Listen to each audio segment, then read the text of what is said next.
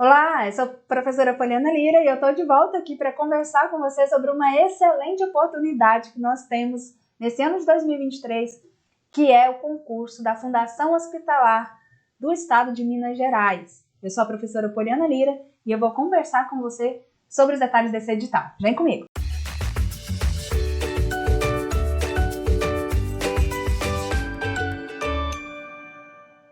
Bom, vamos lá. Primeira coisa que a gente precisa conversar é em relação às informações iniciais. Qual é a banca desse concurso? Banca Fundação Getúlio Vargas, FGV. Já anota aí. Daqui para frente, até setembro, já dei até spoiler, né, da data da prova. Daqui até setembro, você vai se concentrar em resolver questões da Fundação Getúlio Vargas ou de bancas que tem ali, ó, perfil parecido, beleza? Então, banca FGV. Vagas. Professora, que vaga que tem disponível para esse concurso? Por que o mundo da saúde está tão agitado em relação a esse concurso? Olha, nós temos mais de 300 vagas, são 319 vagas para analista de gestão e assistência à saúde. Que cargo é esse, professora? São as diversas especialidades na área da saúde. Nutrição, fisioterapia, né? E várias outras áreas. Dessas 319, a gente tem vaga para farmacêutico. Eu vou especificar as vagas para farmacêutico daqui a pouquinho, tá bom? Por hora, eu vou continuar aqui, ó, nosso comentário em relação às vagas existentes.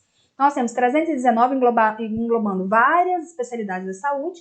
Nós temos 557 específicas para médicos, tá? E dessas para médicos, existe um detalhamento, uma divisão em relação às especialidades médicas, beleza? O que mais? 741 vagas para enfermagem, que também existe um detalhamento em relação à especialidade, e temos 205 vagas para técnico operacional da saúde. Professora, o que é esse técnico operacional da saúde? É o mesmo raciocínio lá daquele cargo de analista, tá? Seriam os profissionais de saúde que atuam a nível técnico e a nível também de auxiliar, tá? Que trabalham dentro do hospital a nível técnico e a nível de auxiliar. Professora, tem vaga só para a área da saúde? Não, tem vaga administrativa também, né? Tem outras vagas específicas. Então, vale a pena dar uma avaliada, né, no edital aí, se você é de alguma área administrativa, porque pode ser que tenha sim vaga para você, beleza? E em relação à farmácia, professora, vai ser mais um concurso daqueles que tem uma vaga, duas vagas, mais cadastro de reserva ou não? Olha só, para farmacêutico, a gente pode ficar feliz dessa vez, porque nós temos aí vaga específica para farmacêutico oncologista, ou seja, aquele que tem especialização em oncologia.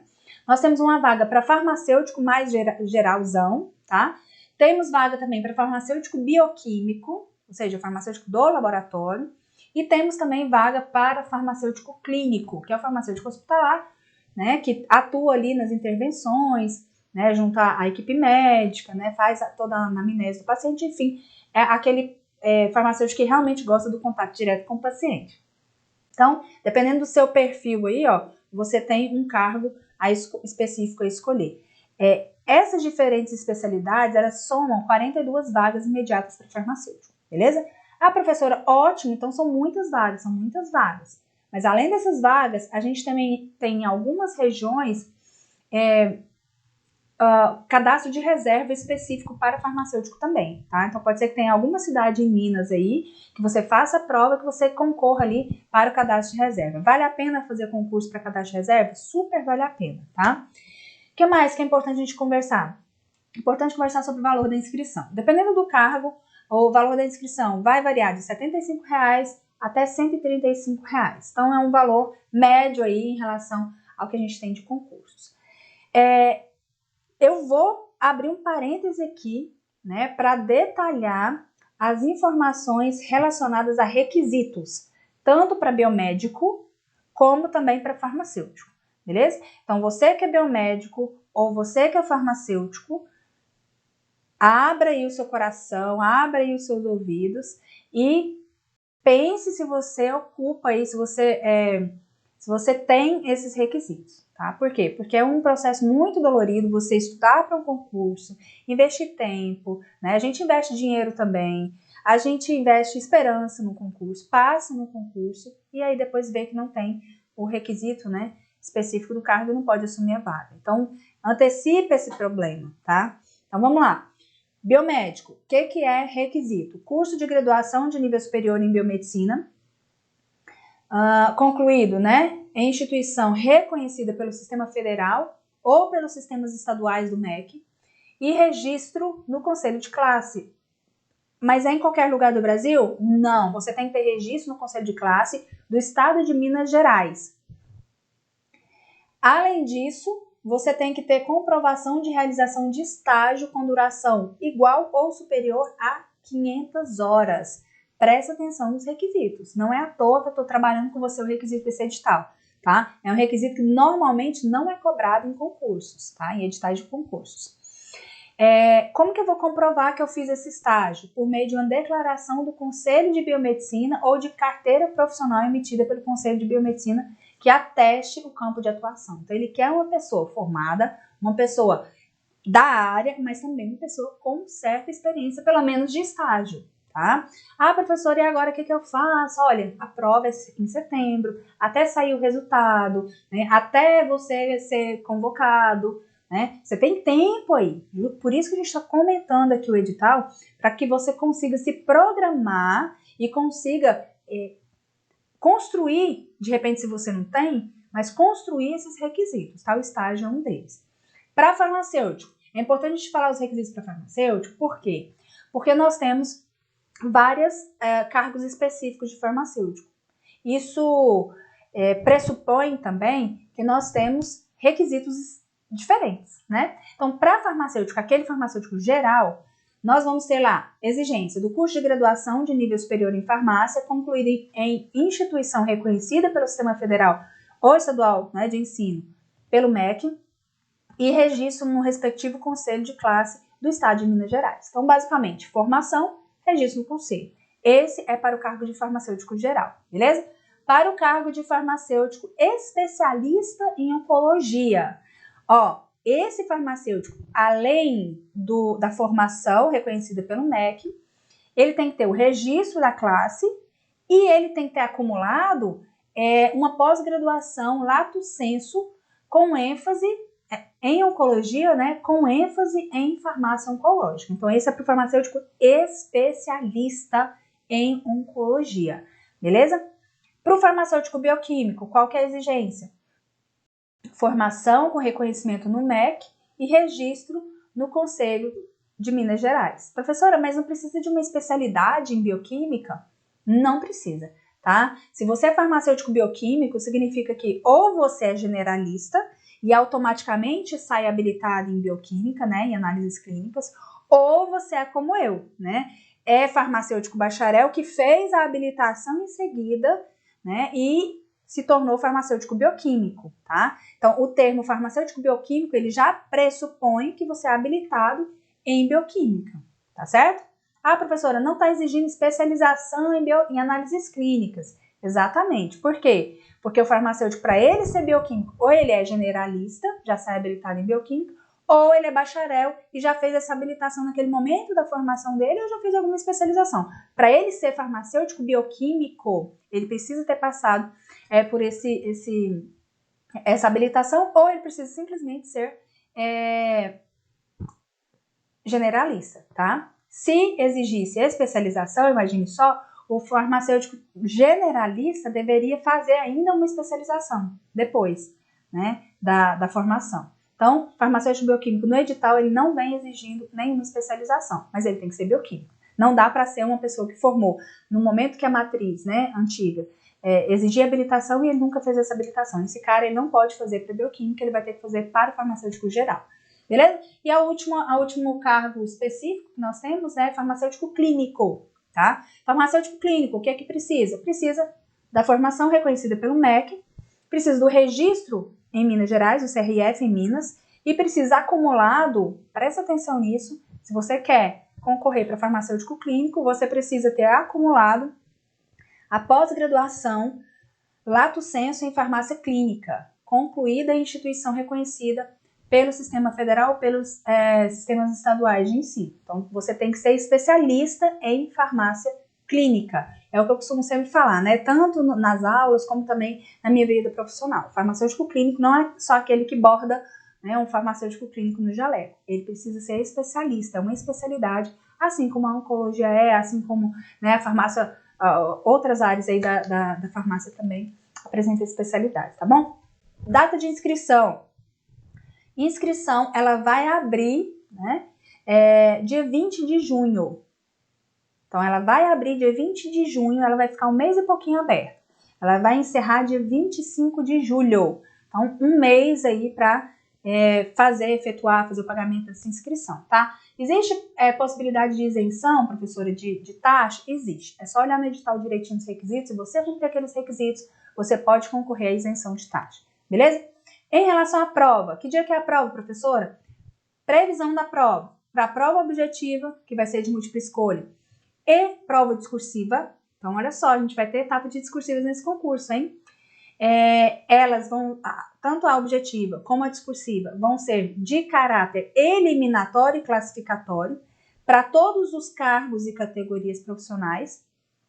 Elas vão ser realizadas, primeira coisa, na cidade de Belo Horizonte. Então, se você vai fazer esse concurso e não é de Belo Horizonte, mesmo que você seja de Minas Gerais, mas não é de Belo Horizonte, já se programe para viajar quando? Em setembro, tá? A previsão da prova é dia 17 de setembro de 2023, no período da tarde, tá? De 13 horas a 17 horas. Pode ser que mude, professora? A gente não sabe o dia de amanhã. Então, toda vez que eu faço inscrição no concurso, eu preciso periodicamente visitar o site da banca para ver se não houve alguma retificação, tá? Vez ou outra a banca retifica, ela pode colocar a exigência ali de uma especialização, ela pode retirar uma exigência de especialização, ela pode mudar até o requisito, né? A gente observa muito acontecer isso na área da farmácia, né? É para farmacêutico bioquímico, mas daqui a pouco, ó, dependendo da movimentação entre os conselhos, acaba tendo uma reviravolta também,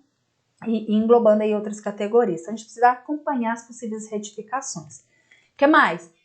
Qual que é o modelo de prova? Vão ser 45 questões de múltipla escolha e cada questão vai ter 5 itens. Então, vai ser uma prova longa, tá? As provas de certo e errado, elas são bastante rápidas. As provas de múltipla escolha, que tem 4 assertivas, elas têm uma extensão média. E as provas de múltipla escolha, que tem 5 questões, elas são provas mais extensas, mais cansativas, exigem bastante do candidato, principalmente quando esse candidato ele também vai fazer uma prova discursiva. Então, fica uma orientação aqui para você. De agora, a partir do momento que você decidiu fazer essa prova, concentre-se em treinar tanto resolução de prova objetiva, como também elaboração de discursiva. Isso é crucial.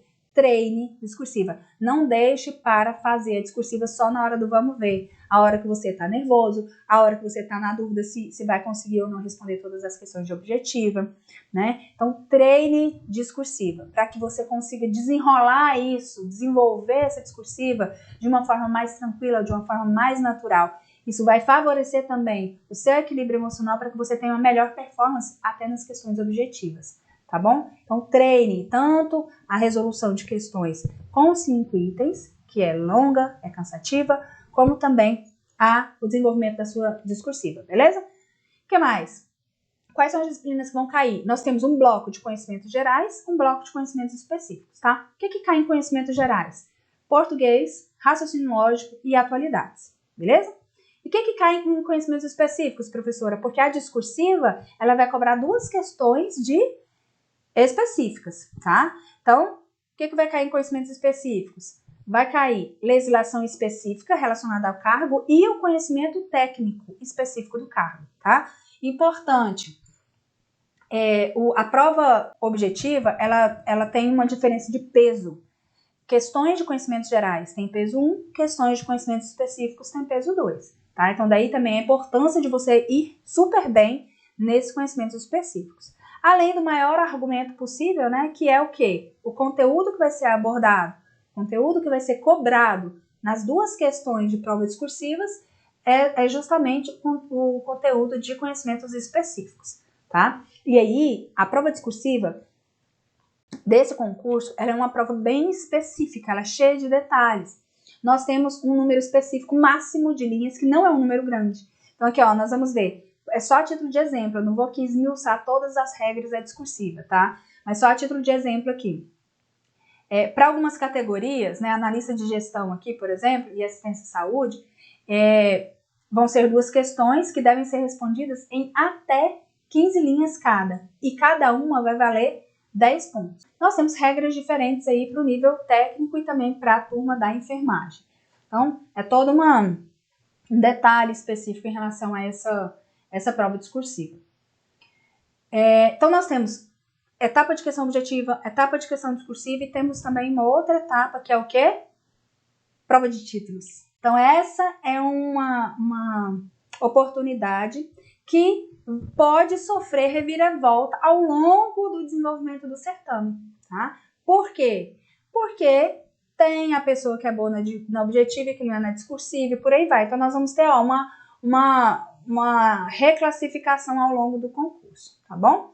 Se você tem título ou se você está em vias de concluir, né, um mestrado, um doutorado, uma pós-graduação, ou se você tem experiência, oportunidade de ter experiência, saiba que tudo isso conta para a prova de títulos, tá? Na etapa de títulos, nós vamos ter experiência profissional, essa experiência ela tem que ser comprovada na área específica da vaga pretendida, tá? E ela vai valer 1,25 pontos por ano completo, sem sobreposição de tempo, totalizando no máximo 2,5. Tá? Então, no máximo, 2,5. Então, a experiência, ela vale muito. Presta atenção como vale. Você pode comprovar até atingir 2,5, tá? Por ano, então, 1,25. Beleza? Se você tem pós-graduação, mais meio ponto. Se você tem mestrado, 1 ponto. Doutorado, 1,5 ponto, tá? Esses títulos, eles vão ser calculados, né? E aí vai surgir uma nova classificação, beleza? Então, questões objetivas, questões discursivas, provas de títulos. A nota geral do concurso vai ser a soma da sua nota, da prova objetiva, da prova discursiva e da avaliação de títulos. Aí vai vir a sua classificação, beleza? Bom, em relação aos conhecimentos básicos, né? Nós temos um edital que não é muito gigante para a língua portuguesa, dá para começar do zero ainda, a língua portuguesa. Você tem que sair muito bem em português, não adianta tirar 7, 8, você tem que destruir em português para você conseguir um diferencial. Então, português, dentro de conhecimentos gerais, ele é muito importante. Raciocínio lógico veio bastante completo. Se você nunca estudou raciocínio lógico na vida, comece a partir de ontem, tá? Porque ele veio bem completo, vem cobrando até problemas de lógica, né? Aquelas equaçõezinhas que a gente conhece, enfim. Atualidades. E no módulo de conhecimentos específicos, nós temos a parte de legislação específica, vai ser cobrado o SUS, vai ser cobrado legislação específica, sanitária, né? Específica da área da saúde. E para biomédico, a parte de análises, né? Então, vai cair bioquímica, vai cair aqui hematologia, vai cair imunologia, vai cair microbiologia, vai cair urinálise, vai cair bacteriologia, equipamentos de laboratório, né? Ética profissional, parâmetros legais, né? Em relação a métodos analíticos. Então, é um conteúdo bastante específico de laboratório, bem parecido, inclusive, com o conteúdo de farmacêutico bioquímico por questões óbvias, né? Farmacêutico oncologista, ele vem apresentando um edital bastante parecido com o farmacêutico hospitalar, mas dentro, lógico, da área de oncologia, inclusive cobrando cálculo de correção de dose, né? Informações bastante específicas mesmo de hematologia, só para você, de oncologia. Só para você ter ideia aqui de um dos tópicos que vai ser cobrado, né, no edital de farmacêutico oncologista, a gente tem aqui, ó, tumores sólidos, sistema nervoso central e sarcoma ósseos, tumores hematológicos, leucemias agudas, leucemia mieloide crônica, linfomas, preparo, funcionamento e logística de medicamentos antineoplásicos e adjuvantes, tanto orais como injetáveis. Nós temos aqui, ó, um edital bastante específico para o farmacêutico oncologista mesmo, tá? O o conteúdo de farmácia geral é o mais geral possível, tá? Ele é enorme, cai muita farmacologia, cai farmacotécnica, cai muita legislação e cai também conteúdo relacionado à bioquímica, né? Cai imuno, cai controle de qualidade, biossegurança, enzimologia. Então, nesse cargo de farmácia, que é um cargo geralzão, vai cair legislação, farmácia hospitalar e farmácia bioquímica, tá? E o de farmácia bioquímica, ele é bastante parecido com o biomédico, né? Porque vai ser cobrado ali análises clínicas, né? Biossegurança, a bioquímica clínica, principalmente, controle de qualidade, legislação, urinálise, bem enxuto, bem rápido, que você consegue em um mês, se você focar, consegue ir do zero até zerar a taxa de específicas, beleza? E por fim, né, farmácia clínica, cai bastante a farmácia hospitalar, mas cai muito também farmacologia, né? Por quê? Porque justamente o farmacêutico clínico, ele atua aí nas intervenções, né, nas prescrições, junto aos médicos aí. E a farmacologia que cai para o farmacêutico clínico não é a farmacologia base, né, que nós estamos acostumados a estudar e a fazer provas, é a farmacologia clínica mesmo, ou seja, farmacologia aplicada ao caso clínico, né, àquele quadro clínico específico. Beleza? Bom, acho que deu pra gente dar uma passeada no edital, acho que agora as orientações gerais já foram dadas e aquele conselho, né, de fim de vídeo, né, de aula, de comentário de edital. Você precisa fazer a leitura do edital, né, porque você sabe ali qual é a sua questão, a sua pergunta, o seu questionamento em relação a esse certame. Às vezes é em relação a um requisito de isenção do concurso, às vezes você tem dificuldades em relação a um tópico específico, às vezes você quer saber se a sua especialização ela encaixa ali no que está sendo pedido. Então, faça a leitura. Você não transfira essa responsabilidade para ninguém. Você faça essa leitura do edital. Separa um tempinho para isso. Não vai fazer diferença nenhuma na sua preparação em relação a tempo, mas vai fazer uma diferença enorme em relação à qualidade da preparação, em relação à sua chance dentro dessa concorrência. Faça a leitura do edital. Beleza? Outra coisa muito importante, o que eu faço para começar? O que eu faço depois, né, desse momento aí de ler o edital? Você precisa fazer uma projeção do seu tempo até setembro, tá? Então, você precisa prever o que você vai fazer ao longo desses meses. O que não é imprescindível que você pode abrir mão, abra mão nesse momento.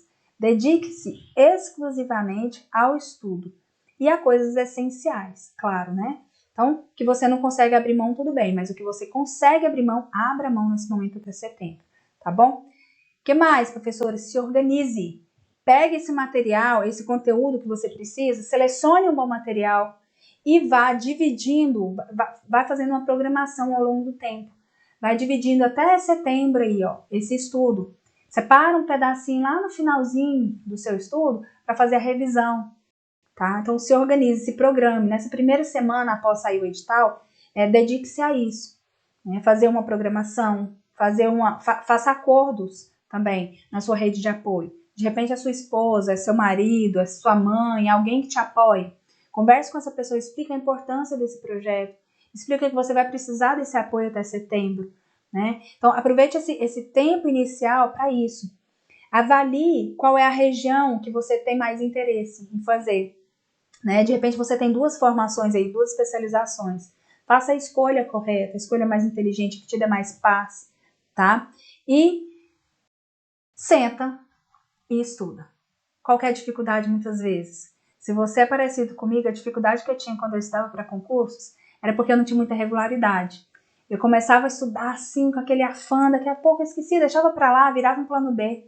Às vezes virava até um plano C. Eu abandonava, nem ia fazer a prova. Eu tive também momentos em que eu consegui regularidade, mas eu era muito desorganizada. Eu tinha dificuldade com organização, bastante dificuldade com organização, né? Outra coisa, quando eu consegui me organizar, finalmente planejar, eu tinha dificuldade. Eu lia, eu estudava, mas eu não conseguia consolidar aquilo na minha mente, sabe? A sensação de que o conteúdo estava flutuando, estava voando na minha cabeça. Não conseguia fixar, tinha dificuldade de memorização. Um outro ponto que me atrapalhou muito é que eu lia muito devagar e eu tinha muita norma para ler, muito texto para estudar, então a leitura lenta me atrapalhou. Além disso, a solidão, não tinha com quem revisar, não tinha com quem tirar uma dúvida, né? Não existia cursinho assim, específico para farmácia. né? Então, eu me apoiava nos livros, em colegas de faculdade, para tirar as dúvidas. Então, são várias as dificuldades que eu enfrentei. E uma delas foi a gestão. Eu não tinha gestão do meu estudo. Eu achava super que tinha estudado aquela semana e na próxima semana eu queria superar aquele estudo, mas eu nem sabia quanto tempo eu estudei na semana anterior. Como que eu vou superar um tempo que eu não mensurei? Como que eu vou superar uma quantidade de questões, né, se eu não sei quantas eu resolvi semana passada? Então, essa falta de gestão é como se a gente tivesse a deriva. Eu não sei para onde eu vou. Eu não sei onde eu estava, né? Então, essa gestão do seu estudo também é uma ferramenta que te auxilia no aumento de desempenho.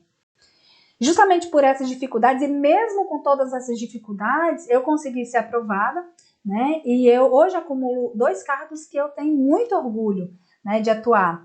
Hoje eu sou analista da Fundação Hemocentro de Brasília, eu trabalho no laboratório de transplantes com biologia molecular, né, na área específica, na área de farmácia, ali dentro do laboratório, e sou farmacêutica do Corpo de Bombeiros Militar do Distrito Federal. Então, são 2 cargos que, para mim, são o maior patrimônio, assim, 2 conquistas que eu tenho e que foram conquistas muito árduas. Para eu conseguir atuar hoje, onde eu atuo, a minha família pagou um preço, né? Foi muito pesado para a gente, foi muito difícil mesmo, né? Então, eu estudei com criança pequena, né? Minha filha tinha 1 ano de idade quando eu comecei a estudar para essas provas. Então, toda essa experiência de concursos, né, que eu tenho como professora, como mentora, atuei em vários cursos preparatórios, e toda essa dificuldade que eu tive ao longo do meu período de estudo, eu busquei aliviar, busquei trazer soluções para que eu possa estruturar o meu programa de mentoria. O meu programa de mentoria existe voltado para profissionais na área da saúde e para preencher justamente essas lacunas que eu acabei de apresentar para você. Então, nós temos uma assessoria de neurogestão, né? Então, nós temos um profissional de neurogestão que te recebe, avalia o seu perfil, ela avalia a sua rotina e ela vai encaixar o seu estudo em momentos de maior produtividade, a depender do seu perfil. Nós temos também profissionais que trabalham no planejamento. Nós temos disponível uma plataforma de estudos, de organização de estudos, e 2 profissionais que vão auxiliar e vão fazer o planejamento para você e replanejar se for preciso. Né? Elas vão colocar o item específico na sua plataforma, de forma que na hora que você sentar para estudar, você não vai fazer como eu fazia, né? Começa a estudar aqui, ó, raciocínio lógico, e fico pensando, nossa, meu Deus, eu não terminei crase ainda, eu preciso terminar. Ou então estou lá estudando antineoplásicos e pensando, meu Deus do céu, ainda tem tantos grupos de farmacologia para estudar, não vai dar tempo. Né? Então, esses pensamentos todos acabam te tirando foco, trazendo ansiedade. Então, o fato do seu planejamento estar feito, você está estudando antineoplásicos e quando vem esse pensamento na sua cabeça, ai meu Deus, e fármaco do sistema nervoso central, você pensa, não, isso aí já está programado para outro dia. Então, esse pensamento, ele se afasta, a sua ansiedade diminui, né, ela reduz, e você, ó, mantém mais o foco. Né? Então, você sabe para onde ir, você não está à deriva. Né? Então, esse planejamento ele é muitíssimo importante. Se você cumprir a meta, excelente. Se você não cumprir, você recebe no seu e-mail a informação que você não está cumprindo a meta. Então, é a forma de cobrar. Lembra aquela regularidade que eu te falei que eu não tinha quando eu estudava para concursos? Pois é, você vai ser obrigada a ter, porque senão o seu e-mail vai estar cheio de notificação de não cumprimento de meta. Ah, professora, mas eu ignoro o e-mail, deixa lá, vira uma espécie de spam para mim. Não adianta. Porque dentro do programa de mentorias tem uma profissional da saúde específica para te acompanhar por aplicativo de mensagem. Né? Ela fala com você pelo menos 3 vezes por semana para cobrar o seu rendimento. Então você pode até ignorar o e-mail, mas eu tenho certeza que você vai ficar muito sem graça, né? Vai ficar com vergonha, vai ficar envergonhado de dar uma resposta atrás da outra, falando que não cumpriu meta para uma outra profissional. Então nós temos um profissional que faz esse trabalho. Além disso, nós temos esse trabalho de acompanhamento, né, e de cobrança. Além disso, nós temos uma atividade obrigatória na mentoria, que são reuniões para revisão, que era uma das coisas que mais sentia falta, né, na minha época de estudos para concursos. Então, reunir com pessoas que estão estudando para o mesmo foco que eu, para a mesma prova que eu, e discutir sobre o assunto que eu estudei naquela semana. Isso enriquece o meu estudo, isso também me dá um parâmetro para eu saber qual é o nível do meu concorrente. Então, essas reuniões de revisão, elas também fazem parte da estrutura da mentoria. Além disso, nós temos vídeos de como estudar de forma direcionada, de como estudar em alto desempenho. Nós temos vídeos trazendo princípios, fundamentos de leitura dinâmica, de anotações inteligentes e de memorização, que são 3 ferramentas importantíssimas para que você tenha um estudo em alto desempenho. Essas ferramentas, essas aulas, elas são frutos de cursos que eu fiz naquele momento que eu estudava para concursos e que eu tinha muita dificuldade nessas questões, né? Então, são coisas que eu testei, coisas que eu fiz e que para a nossa área da saúde dá certo. Olha que tem muita coisa que para as outras áreas dá certo e para a nossa não dá, tá? Então, essas ferramentas que eu ofereço aqui em vídeo, essas aulinhas de como estudar, de como fazer um material de revisão inteligente, que te dê capacidade de revisão, como memorizar, né, como fazer uma leitura mais rápida, né, uma leitura que te dê com compreensão, mas que te dê um potencial maior de absorver conteúdo. Isso também está disponível para a turma da mentoria. E por fim, as sabatinas, né? Próximo à prova, né? Um mês antes da prova, a gente reúne, né? E aí eu sabatino a turma em relação a conhecimentos específicos. Vamos ver se vocês estão bem, vamos ver que pontos que ainda podem ser melhorados. Dessa forma, a gente direciona a revisão de vocês a partir do que falhou durante a sabatina. A gente tem um diagnóstico do que ainda falta revisar. Então, dessa forma, a estrutura da mentoria é uma estrutura muito completa, que te oferece toda a assessoria para que você possa ter um estudo em alto desempenho. Além disso, tem um curso preparatório de análises clínicas, todo escrito e esquematizado. Perfeito para a área de biomedicina e para a área de farmacêutico bioquímico, tá? Nesse curso você vai ter imuno, hemato, micro, legislação e vários outros conteúdos úteis para seu edital. Eu sou a professora Poliana Lira e eu vou te fazer companhia durante o seu estudo. Até as próximas. Tchau, tchau.